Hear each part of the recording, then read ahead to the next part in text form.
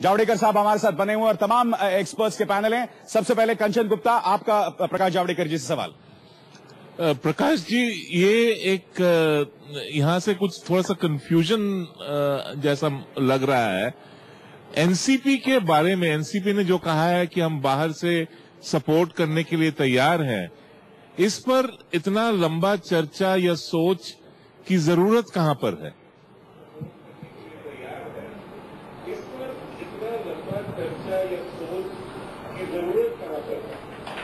नहीं, लंबी चर्चा कहाँ है? हमारी बैठक ही 6 बजे है। अब दूसरी पार्टियां अपने अपनी बैठक के बाद अपने फैसले घोषित कर रही है। हमारी 6 बजे है, हम बाद में घोषित करेंगे। तो इसमें अमित शाह जी ने प्रेस कि ये जो बहुत जबरदस्त जीत दोनों प्रदेशों में हुई है, एक राजनीति की नई बयार है। राजनीति की बयार ये है कि लोग अब तरक्की के लिए वोट कर रहे हैं, लोग अब प्रगति के लिए वोट कर रहे हैं, लोग प्रामाणिक नेतृत्व की चाहत में रखते हैं और लोग सुशासन चाहते हैं। और इसके प्रतीक नरेंद्र मोदी जी है। और इसलिए नरेंद्र मोदी जी के नेतृत्व में आस्था जताकर राष्ट्र के साथ महाराष्ट्र चले, इस इच्छा से लोगों ने वोट दिया है हमें। और हरियाणा में भी पूर्ण बहुमत देकर यह जताया है कि अब तो कांग्रेस को पूरा खत्म कर दिया है, वो तीसरे स्थान पर गए हैं और वो हम करेंगे। जी चलिए अगला सवाल। प्रकाश जी, मेरा सवाल यह है कि बीजेपी के अध्यक्ष ने ये कहा है, अमित शाह जी ने, कि एनसीपी का सपोर्ट है, एनसीपी ने आउटसाइड सपोर्ट देने की बात कही है। तो मेरा प्रश्न ये है कि उसको आउटराइट रिजेक्ट क्यों नहीं किया बीजेपी ने?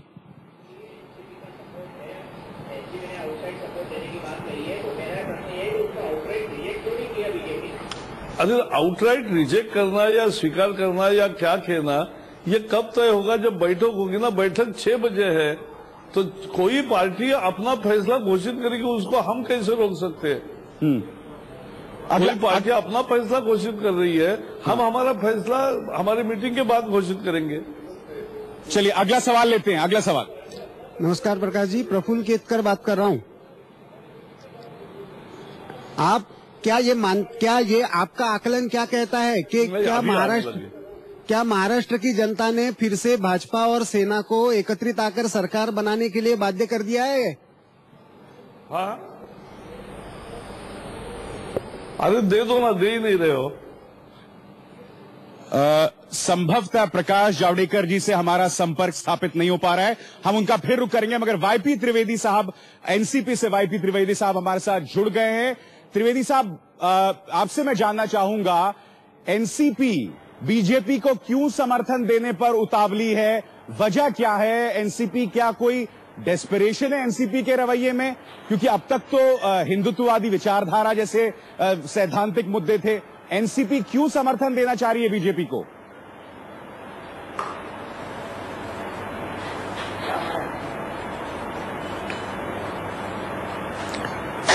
महाराष्ट्र की जनता ने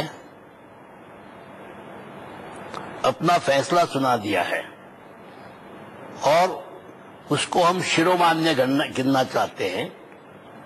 हमारे यहां कुछ ज्यादा हायरार्की नहीं है। हम लोगों ने सोच के, एनसीपी ने डिसाइड किया कि भाई हम बाहर से सपोर्ट करेंगे।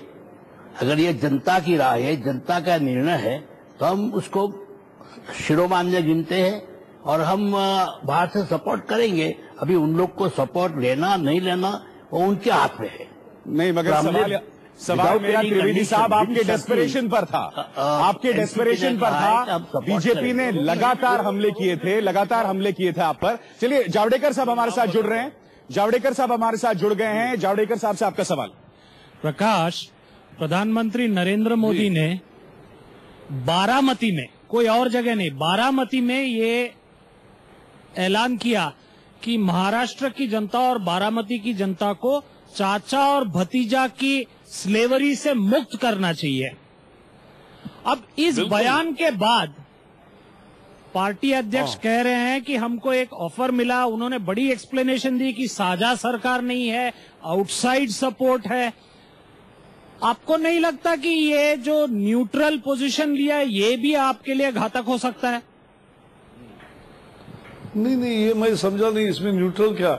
जब पत्रकारों ने समझा नहीं और कुछ पत्रकारों ने पूछा, आप होते तो नहीं पूछते, कुछ लोगों ने पूछा वहां कि भाई इन्होंने समर्थन दिया है तो क्या आपकी साझा सरकार बनेगी? तब उन्होंने स्पष्टीकरण किया कि भाई ये उनका फैसला उन्होंने बताया और इसमें साझा सरकार की बात तो उन्होंने कही नहीं, उन्होंने केवल बाहर से समर्थन देने की बात कही है। जो फैक्ट उन्होंने घोषणा की उनको समझाई, बाकी कुछ नहीं किया कहा। अगला सवाल जी, प्रकाश जावड़ेकर जी, मैं रशीद किदवाई हूँ। मेरा सवाल ये कि एक सवाल यहाँ पर एक पॉलिटिकल मोरालिटी का भी होता है। आज ही वर्डिक्ट आया है, वर्डिक्ट में एक पार्टी जो 15 साल से सरकार में थी उसको नकारा गया है और आपकी एक जीत भी, आप सिंगल लार्जेस्ट पार्टी आए। ऐसे दिन आप उसका समर्थन, चाहे वो बाहर से सपोर्ट हो, क्योंकि दिल्ली में भी ऐसे ही हुआ था जब कांग्रेस ने आम आदमी पार्टी को सपोर्ट किया था बाहर से, तो उस वक्त आपने उस चीज को क्रिटिसाइज किया था। आपने क्या किया था? आपने तो क्रिटिसाइज नहीं किया था। नहीं, क्या आपने क्रिटिसाइज नहीं किया था आम आदमी पार्टी ने जब समर्थन? मैं आपको पूछ रहा हूं, आपने कहा क्रिटिसाइज किया था? मैं आपको मैंने सुना था उस समय आपने तो आम आदमी पार्टी को हैंड एंड ग्लव में उस वक्त कहा गया था कि कांग्रेस और आम आदमी पार्टी मिलेगा। मैं आपको वही बात कर रहा हूं कि आपने तो ऐसा नहीं कहा था दिल्ली में उस समय। प्रकाश जी, तो आप दोहरी भूमिका कैसे कर सकते? यानी कांग्रेस आम आदमी पार्टी को समर्थन बाहर से देगी तो आप चुप रहेंगे और एनसीपी अपना फैसला घोषित करेगी तो आपकी सुई वही अटक गई है। इस चुनाव का बड़ा अर्थ क्या है? प्रकाश जी, मुझे लगा आप उस पर चर्चा करोगे कि जात के ऊपर उठकर लोग क्यों वोट दे रहे। आप, मुझे लगा इस पर चर्चा करोगे कि मोदी के नेतृत्व में वो क्या जादू है कि जिसके कारण लोग लोकसभा में नहीं विधानसभा में भी वोट डाल रहे हैं।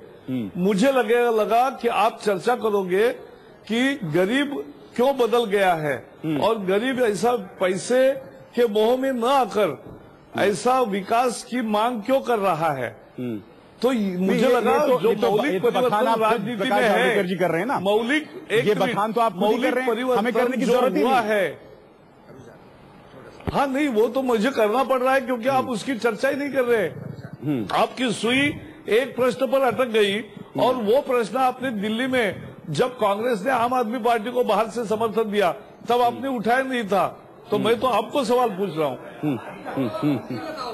अरे प्रकाश जी, हमने क्या किया था उससे देश का मुस्तकबिल थोड़ा ही तय होगा। आप अपना क्या करोगे? क्या आप अजीत पवार के जो 40 लाख या 40,000 करोड़ मोदी जी ने जो बताया था उसको माफ करोगे? क्या उनके उस भ्रष्टाचार के बिंदु? अरे भाई, हमें आप बताओ, हमने क्या किया था? वो नॉन इशू है सर। हम तो पत्रकार हैं तो सवाल नॉन इशू कैसा है? अरे सवाल पूछने वाले की नियत का मुद्दा है। प्रकाश जी, आप सवाल पूछने वाले के राजनीति का सवाल है। नहीं प्रकाश जी, आप जो कह रहे हैं के विश्वसनीयता का सवाल है। आपने आरोप लगाया। सवाल पूछने वाले के निष्पक्षता का सवाल है। पत्रकार होने के कारण सवाल पूछने वाले के निष्पक्षता का सवाल है। हम पत्रकार हैं, हमारा पेशा सवाल पूछना है, हमारी राजनीति नहीं है। कृपया शिष्टाचार के नाते इस आरोप को वापस लें। हमारी राजनीति मैं आरोप ही नहीं कर रहा हूँ, मैं तो ये कह रहा हूँ कि आपने उस समय नहीं पूछा था। ये मैं याद दिला रहा हूँ, कैसे कुछ नहीं कर रहा हूँ। ये ज्यादती है आपकी प्रकाश जावड़ेकर साहब। कुछ लोगों ने नहीं पूछा गया था। हमारी ब्यूरो चीफ यहाँ पर है हमारे साथ। ये गलत आरोप है आपका। बहुत अच्छा, बहुत अच्छा। प्रकाश जी, अगर गलत है तो बहुत अच्छा है कि आपने उस समय भी पूछा। प्रकाश जी सुन लीजिए पूरी बात। जब दिल्ली में कांग्रेस और आपकी सरकार बनी थी तो उसकी बहुत तीखी आलोचना हुई थी, पत्रकारों ने भी की थी और राजनेताओं की ओर से भी हुई थी। खासतौर पे बीजेपी ने बहुत तीखी आलोचना की थी और वैसे में ये उम्मीद की जा रही थी। प्रकाश जी, मेरी बात पूरी नहीं हुई है। चूंकि आप लोगों ने इतनी तीखी आलोचना की थी इसलिए ये उम्मीद की जा रही थी कि एनसीपी का इस तरह का ऑफर आप सीधे खारिज कर देंगे कि जो दिल्ली में जिस चीज की आपने आलोचना की थी वो अपने साथ नहीं करेंगे। खारिज कब करती है पार्टी? एक मिनट, पार्टी की बैठक 6 बजे होने वाली है। 15 मिनट में पूरी नैतिकता खत्म हो गई। अरे भाई, एनसीपी कब बैठक करेगी वो एनसीपी का फैसला है, वो तो हमारे हाथ में नहीं है। एनसीपी क्या अनाउंस करेगी वो हमारे हाथ में नहीं है। अब उन्होंने अनाउंस करने के बाद हमारी पार्टी की मीटिंग 6 बजे है, तो आपका प्रश्न 7 बजे जब पार्टी समाप्त होगी, पार्टी की बैठक, तब ये लाजमी होता है, अभी नहीं। चलिए, अहम एक सवाल मैं आपसे ये भी जानना चाहता हूं, महाराष्ट्र में मुख्यमंत्री को लेकर और हरियाणा में मुख्यमंत्री को लेकर दावेदार कौन है? अगर मैं महाराष्ट्र से शुरुआत करूं आपसे जावड़ेकर साहब। मैं आपको बताता हूं, बीजेपी में कोई दावेदार नहीं होता है। बीजेपी में एक संस्कृति है, एक निर्णय की प्रक्रिया है। हम स्थानीय, हमारी इकाई, हमारे विधायक, सबका एक विश्वास लेकर, और पार्लियामेंट्री बोर्ड इसकी अधिकारी है फाइनल, कि वो अपना फैसला बताती है। अच्छा, ये बताइए, आप में से या गडकरी साहब में कोई जाएगा? नहीं जी, ये हमारी पार्लियामेंट्री बोर्ड की मीटिंग ही नहीं हुई, तो आप क्यों, और आप हमें देखना नहीं चाहते क्या? दिल्ली में हम काम कर रहे हैं, अच्छा, तो हमें क्यों नहीं आप यहाँ रहने देते? चलिए, और सवालात, एक मिनट, एक मिनट। प्रकाश जी, दिल्ली में जो अलायंस हुआ था आपका और कांग्रेस का, वो आपको भी चिट्ठी लिखी थी, कांग्रेस को भी और बीजेपी को भी, और 21 प्रोग्राम पूरा दिया था। तो अलायंस होना चाहिए, खुला होना चाहिए, एक कार्यक्रम और एक प्रोग्राम पे होना चाहिए।